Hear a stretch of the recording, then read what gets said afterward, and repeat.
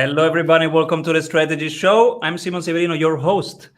This episode is brought to you by the Strategy Sprints. At Strategy Sprints, we do only one thing: strategy in sprints. Strategy means more revenue every month.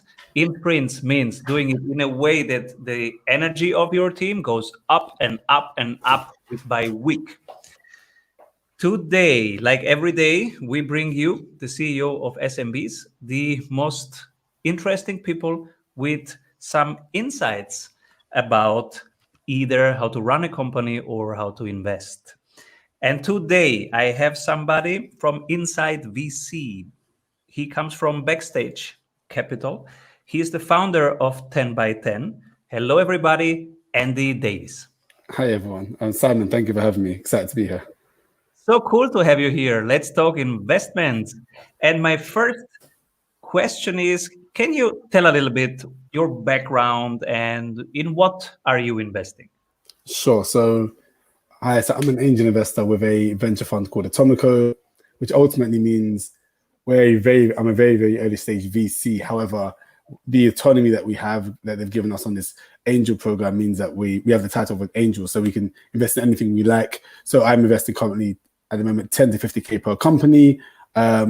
And collectively we can do anything at the fund, anything from 20 to 750K if we come together and invest. And my focus is on diverse and predominantly Black founders. And for me to invest, I need to see some form of validation. So a product's in the market for at least 3 to 6 months. So there's some data in around what the product offers and the goods and the bads. I'm not too scared of looking at the bad because I feel like we can work with that and know what to avoid and how to optimize. Aside from that, so I spent 2 years with Backstage Capital. I set up the UK chapter with 2 other people in 2018. Last year, we did 26 investments globally, 21 in the US with US partners, and 4 in the UK, 1 in Nairobi, Kenya. Prior to that, I've been a founder my whole life. So started a bunch of companies in the education and the healthcare space. And aside from that, I guess 10x10. So I run a group of 5 years ago, founding a group of Black investors and Black founders. And this is an intimate group. There's no real way to find it. There's no Twitter, no website, anything like that. But it's just an intimate group of pre-seed, early stage founders, and another now of all the Black VCs in the UK. And now setting up a fund, the Next 10 fund, to invest in Black founders. So early stage, doing tickets of 50 to 150K. So right now, I guess it is angel investing and with Atomico and setting up the 10x10 fund where we do early stage investments. Beautiful. You see every week hundreds of startups, of very early startups, great ideas, and also some very cool execution in the very early stage. We have one section of this. Let me search for the banner, which is the Strategy Award. Woo, woo, woo, the Strategy Award. So if you can nominate one and give them a lot of attention right now. So one venture which is doing things differently and doing it right. Dude, one venture. So that's so hard for me. That's so hard for me. It's so hard to pick, right? I think one venture that's doing things differently and doing things right, I have to go with. So you know what? I'm gonna justify why I'm going here. It's a business called Trim It, and it's an Uber for haircuts. So you open up the app and you tap on it, and then a van comes to you and gives you a great hair experience. And it isn't just about hair, but we're starting with hair. So it's about how we deliver services. And I picked that business because the business hasn't always gone smoothly. Like last year, we got to the point where we had 5 vans and barbers, and then we went back down to 2 because some hiring mistakes that were just all due to culture, strategic reasons. Like one van, if it gets in a car accident, it's 20% of business has gone like that. And I've seen the founder just learn a lot in the last 6 months to just learn how to strategize and put things in place to stop those things happening. So better hiring practices. Now with 9 barbers with 7 vans, 12 barbers now with 7 vans, optimizing. So instead of it getting to 20 vans all across London this year, the plan was simply how about we maximize utilization of one van. So one van going from 9 a.m. to 5 p.m. What if we go from from 9 a.m. to 1 a.m. and we'll put 2 different barbers in the van. And so it's less about vanity and more about optimization and utilization. And then it seemed much better hiring from them, a plan to raise a bridge round to get to X milestone to enable the seed round to get raised. And right now, Trimit's raising a seed round of about 1.5 million. It'll undoubtedly get full up almost immediately, probably by the end of next week. I think there's a third committed already, starting this week. I've just seen the founder grow a lot, and just for pure strategy and execution of that strategy. So that's my shout out, Trimit. Thank you so much. My second question, which advice would you give somebody who has a great idea, has started executing, has not product market validation yet, and wants to get capital from the outside? Who should they go to? How should they approach it? So in my opinion, I think almost everything and anything can be validated using a spreadsheet, text message, email, Twitter, or Instagram page. And those are like a lot of consumer things, of course, but I say 90% of things. And even enterprise, you can do a lot of things with spreadsheets and reports where you send it to enterprise customers and they're happy and they're willing to pay some sort of fee for it. So I feel like for those who want investment, just validate, spend time validating, talk to customers, spend time with customers, and validate as lightly and as almost free, but validate as quickly and as economically efficiently as possible. Do it and just focus and dive deep on customers. Talk to customers every single week if you can, and for a few weeks or months. And then once you've got that validation, then you can go on and talk to investors. And again, do not build a business for investors. Build a business that you're going to build anyway for the customers. And then that's where we come in. We see how much customers love this product or service, then we go and support that way. Cool. And on the other side, now you are the investor. What do you look at when you see many opportunities? What are your criteria? What are the main things that you look at? Sure. So that's a very good question. So I think I always start and finish with the founders and ask myself questions such as, and it helps with founders and how they pitch. So I want to know if founders can run through walls. And that doesn't mean I'm happy when there's a wall in front of a founder, because there shouldn't be any obstacles, but life throws obstacles at you all the time. So I want to know about how you get through the struggles and those bad times. I mentioned Darren from Trimit, getting through the hiring struggles and understanding what makes good hires and bad hires. Got through if it's just how they think about things. So something I ask myself all the time is what I believe about the future of the world. So I'm saying actually in 20 years, 20, 30 years time, what do I think the world will look like?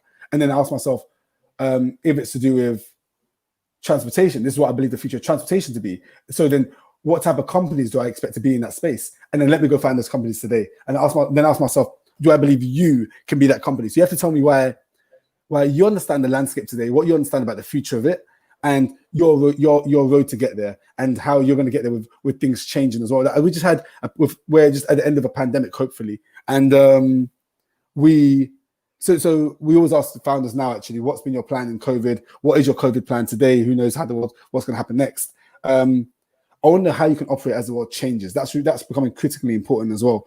And I think and not everything's going to have revenue immediately, but a focus on revenue, because now you have to break even and become profitable within 2.5 years at least. So what's your plan for that? And how are you showing economic efficiency? That I'm really big on that, because if you can do a lot, if you can do something or a lot with a little bit of capital, if we well resource you, then the world's potentially yours. And we're going to support you all the way with that. So if you're economically efficient, you can get things done. Again, I mentioned validation for free or cheaply. That's an element of that.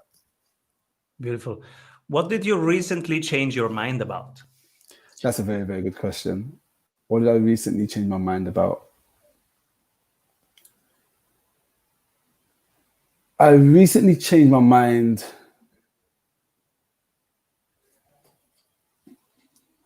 I think it comes to the profitable and break even thing. I think maybe it's the sector, it's the investment culture.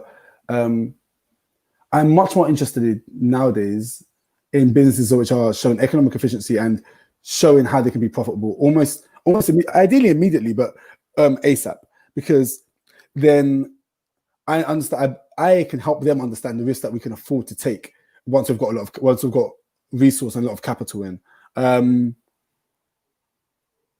And I think that's a fundamental shift, because now I'm being pitched by founders, and I see that they're prolonging revenue models and charging customers for some time. But I'm like, actually, that's where the true validation lies. It isn't in today. Because if you're trying to charge them later and expect a really small conversion on X, you need to rethink. You need to ultimately rethink that and try bring it up front. Because now there's a competition for startups. As you know, there's hundreds of startups born every day. So the competition is very real. And in those hundreds, there's bound to be X percent of those companies who are revenue operating already and who are focused on increasing the business model and revenue model further. And you're going to fall behind because you're free and you're expecting to burn cash to get there. So I feel like, as I've always been revenue driven, I feel like it's now increasingly important, and it's now like of massive emphasis on day one as opposed to just day two, which is later.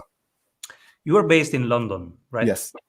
And I'm also part of some London VCs. And so what is your take? What is your observation right now? How did the COVID crisis impact the founders around you?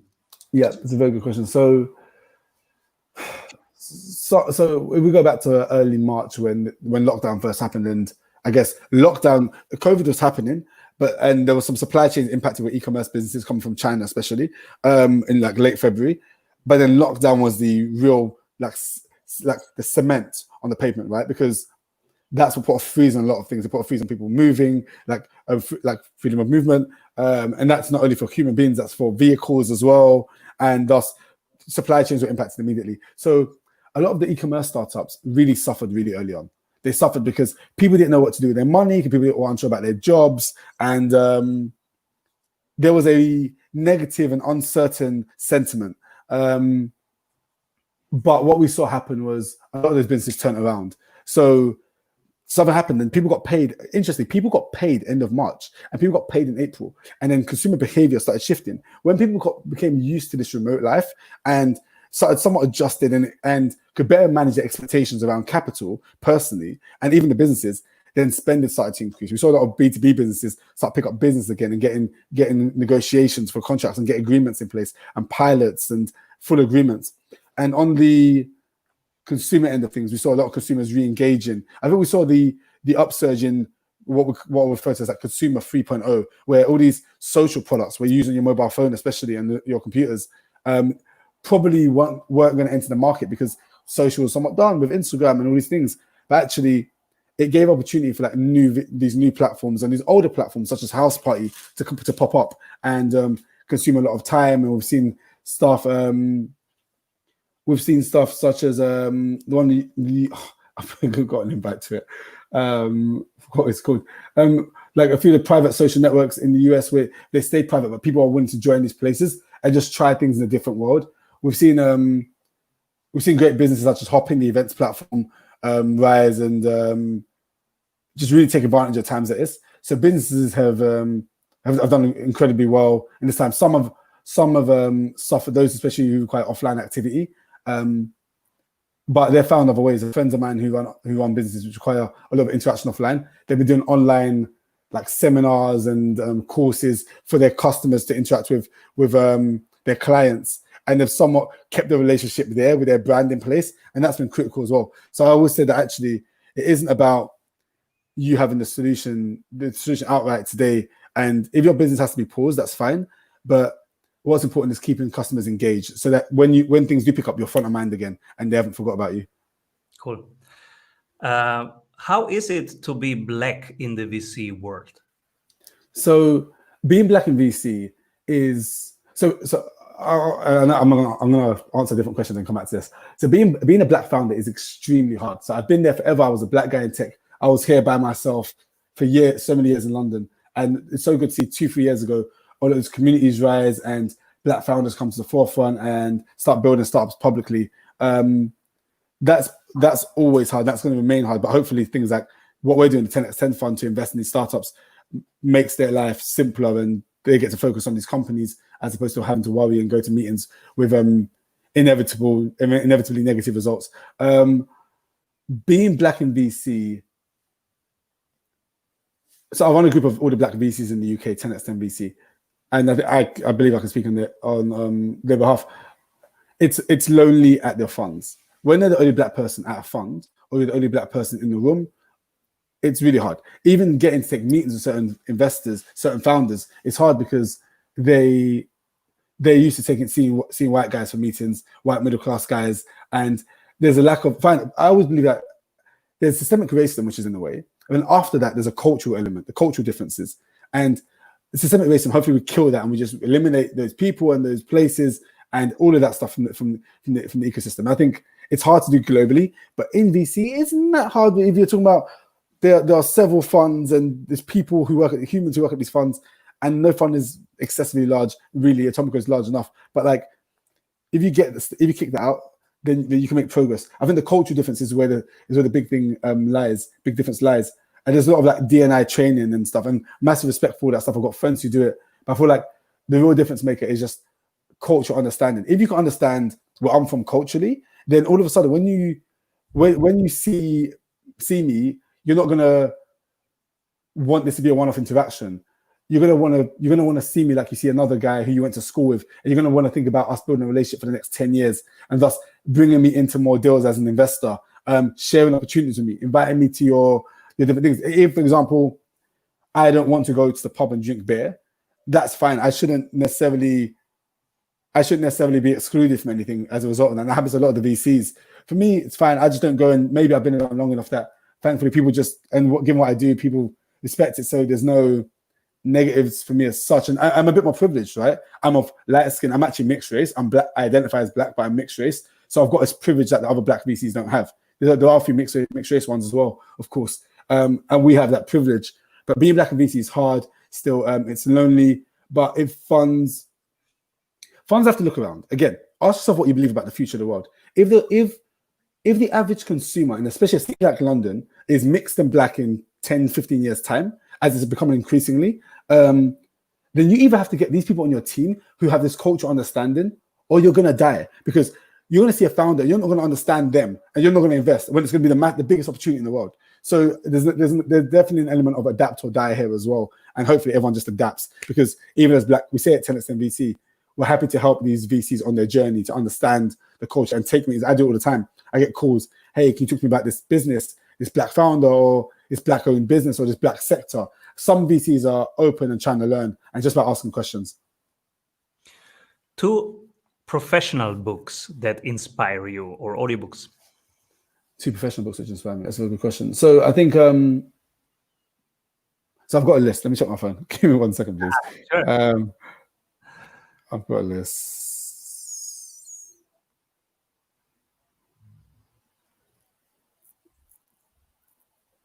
As I'm buying time, actually, I've got the book on list. I was going to ask you the question. 2 books that inspire you. Am I allowed to ask? Of course, I'm allowed to ask. Oh, yeah, thank you. A reverse question. Yeah, reverse question. So I am listening to audiobooks currently while running, and there are 2 which touched me a lot.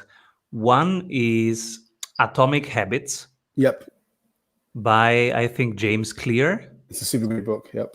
It is wonderful. I want to nominate it because he comes from the sports. He had a big injury. He recovered so well, and he learned so much from that, how to stand up again.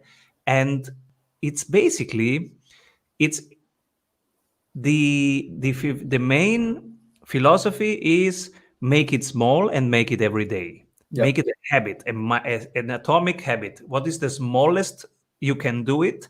And do it now, and do it tomorrow, and do it every day. And this is exactly what we do at Strategy Sprints. We have 1 accelerator of 90 days for founders to boost their business. And it's exactly what we do. So I was touched so much. And the second one that I would nominate is The Startup Way by Eric Ries, or Ries. I never know how Eric to Ries, yeah. Eric Ries. Yeah, I don't know either. I believe it's. I assume it's. Maybe. It's The Startup Way, and it shows how even large corporation can sprint. So how can you? Again, it's the same principle.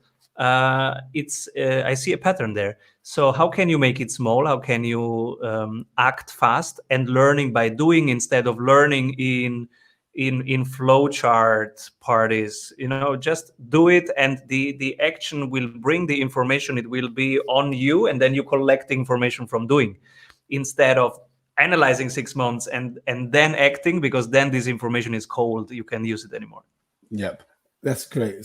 Two super great books. Atomic Habits, definitely a top 10 book. So for me, I'll exclude Atomic Habits then. The two books I would put forward are, one is a book by Michael Jordan called For the Love of the Game. It's interesting. So Netflix recently aired a documentary on Michael Jordan, and it got a lot of love, and from the common sentiment I got from it was that people just loved his desire to win, this obsession with winning, and his mentality. And this book was written years ago. I've got a copy of the book, but even the front cover is ripped off. I've had it for so long; it's so old. Which I got from one of my cousins who used to play basketball. And this book is all about just that mentality, but it's everything he did was for the love of the game, right? You have to be. I talk all the time. So you asked me before about what I look for in founders: obsession. I look for founders who are obsessed with solving the problem. And Michael Jordan was just obsessed with this game of basketball, and everything he did was for the love of that game, love of the game and the sport he plays. And if you're a founder, you have to do it for the love of the game. You have to really do it because you have to be obsessed with solving that problem and wanting to be the best and be number one at it, and just loving the work you do. And that's just really important. So I definitely recommend For the Love of the Game to anyone. It's probably a hard book to find online, but please try to find it if you can. It's a really short read as well. It's an incredible read.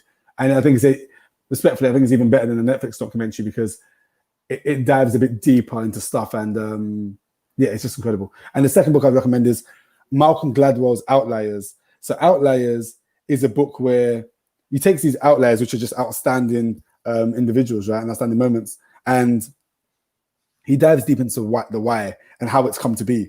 And you discover that actually this is just the same thing in your life. So Atomic Habits would be one of the reasons, right? You do something every day consistently, and eventually become great at that one thing.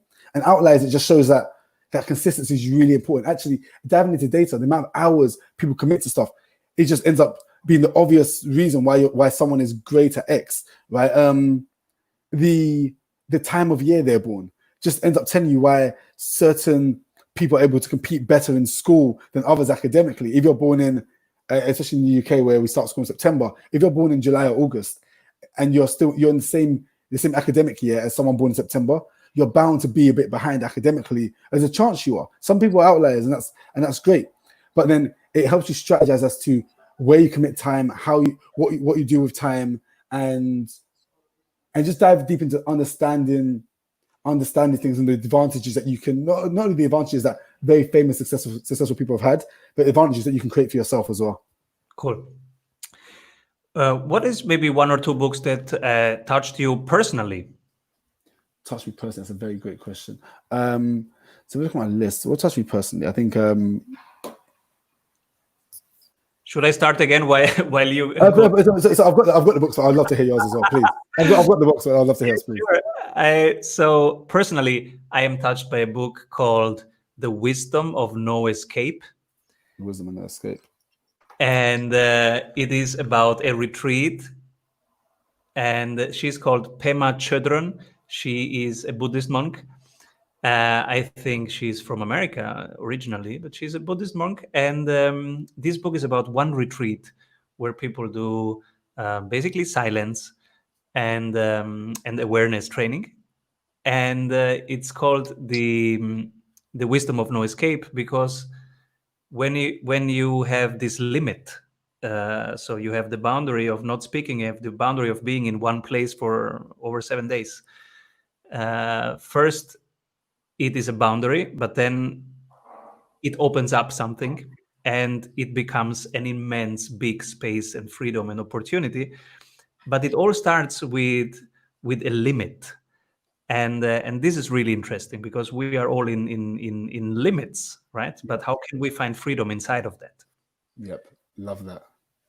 So the book for me is The Alchemist by Paulo Coelho. And I remember reading The Alchemist when I was so young, and I was in my late teens. And it's so interesting where I was growing up and I was coming into the world exploring different ideas. And what The Alchemist did, it took my level of imagination to just it catapulted it, a rocket shipped it massively, because all of a sudden, and it's a book about a boy who goes on a journey, and there'll be no spoiler alerts here, but you discover that anything's possible. And sometimes you can see it in business, you can see it in personal stories around you, but sometimes it takes a non-fiction book to do that for you. And it just takes a really magical, really encompassing story that you go on a journey whilst you're reading, and you become indulged in the book, and you believe you're in the book as well. And it's so weird, but I say all the time, my little cousins ask me all the time, and my little sisters, oh, what should I read? What should I read for business? I should read The Alchemist, because what it opens your mind up to is just phenomenal. Then after that, when you go and approach a business book like 0 to 1 by Peter Thiel, which is a great book, and what The Alchemist does is it makes everything accessible. Every far-reaching idea is now accessible. So after you read The Alchemist, far accessible ideas just become a question of how, and not can I. It's a question of how do I. And I believe everyone should read The Alchemist if you are yet to read it. And it should be mandatory reading in schools, in my opinion, as well. Beautiful. And who should I invite next on the strategy show, and why? Who should you invite next on the strategy show? That's a very, very good question.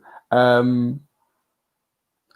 founder, Darren from Trimit is incredible. I scream and rave about him. He's a very fast learner, and where he's from, it's almost like there's no right for him to go on apparently and do these things, and he's proven all nonsensical, socially negatively built stereotypes wrong, and he's a massive winner.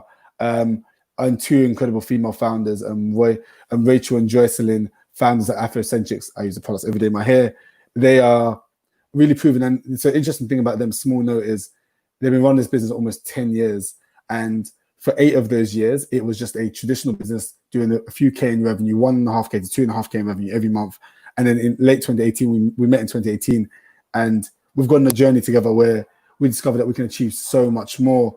And thankfully, their ambition has enabled that.